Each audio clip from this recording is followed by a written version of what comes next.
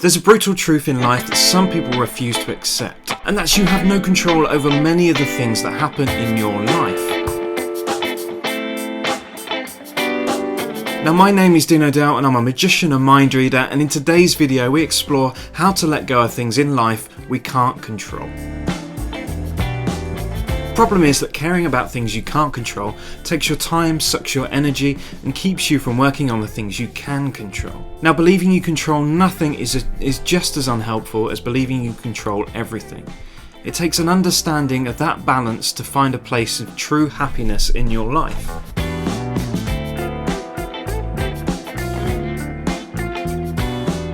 Now, to reduce your stress and start leading a happier life, you need to let go and stop caring about those things you can't control. Now, it might be easier said than done, but if you find yourself wasting time worrying about things you can't control, here are some top tips that can help. But before I go on to those top tips, I just wanted to share this quote with you. So, life is to be lived, not controlled, and humanity is won by continuing to play in face of certain defeat. So here are some top tips that can help. So the first one is determine what you can control. When you find yourself worrying, take a minute to examine the things you have control over. You can't prevent a storm from coming, but you can prepare for it.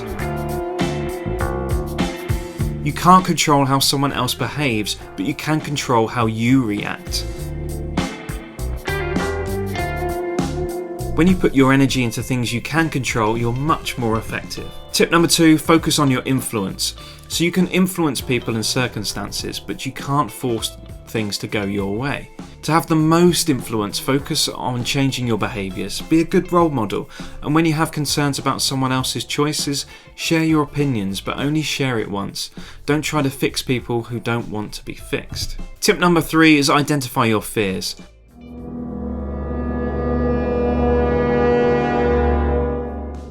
So ask yourself what you are afraid will happen. Are you predicting a catastrophic outcome? Do you doubt your abilities to cope with disappointment? Usually the worst case scenario isn't as tragic as you might envision. There's a good chance you're much stronger than you think. Tip number 4, differentiate between ruminating and problem solving. Replaying conversations in your head or imagining catastrophic outcomes over and over again isn't helpful. But solving a problem is, so ask yourself whether your thinking is productive. If you're actively solving a problem, such as trying to find ways to increase your chances of success, keep working on solutions. But if, however, you're wasting your time ruminating, change the channel in your brain. Acknowledge that your thoughts aren't helpful and get up and go and do something else for a few minutes to get your brain focused on something more productive. So tip number 5, create a plan to manage your stress. Exercising, eating healthily, and getting plenty of sleep are just a few key things you need to do to take care of yourself. You also have to make time to manage your stress so you can operate more efficiently. And eliminate unhealthy coping skills like complaining to others or just drinking too much.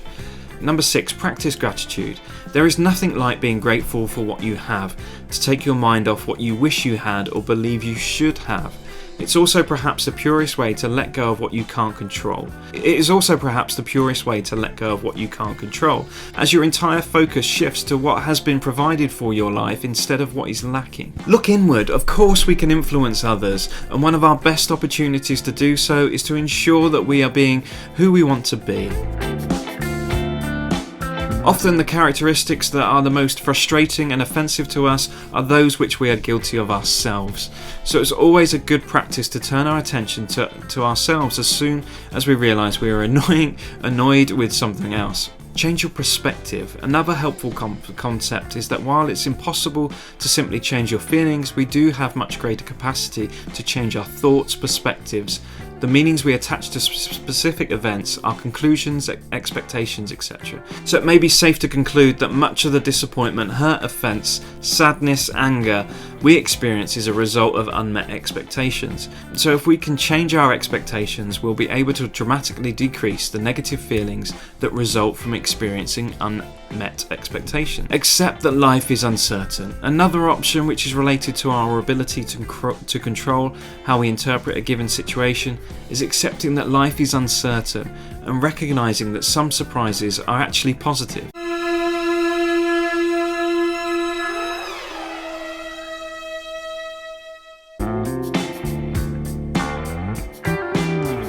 In truth, you're just as likely to be surprised by a positive outcome as a negative one. You just have to learn to recognise the positive when it happens instead of focusing on the negative.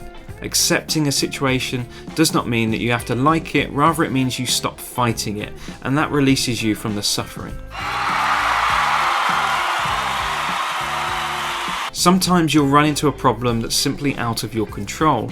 It can be easy to think this isn't fair, or I shouldn't have this problem, even those ways of thinking only make the pain worse. Radical acceptance refers to a healthier way of thinking during these situations. Instead of focusing on how you would like something to be different, you will recognise and accept the problem or situation as it is. And remember, accepting is not the same as liking or condoning something. Learning to accept the problems that are out of your control will lead to less anxiety, anger and sadness when dealing with them. Now, learning to let go of what you cannot control takes practice, but like any skill worth learning, the effort you put in will serve you for the rest of your life. Remember, you're not alone. Nobody's life turns out exactly as they planned.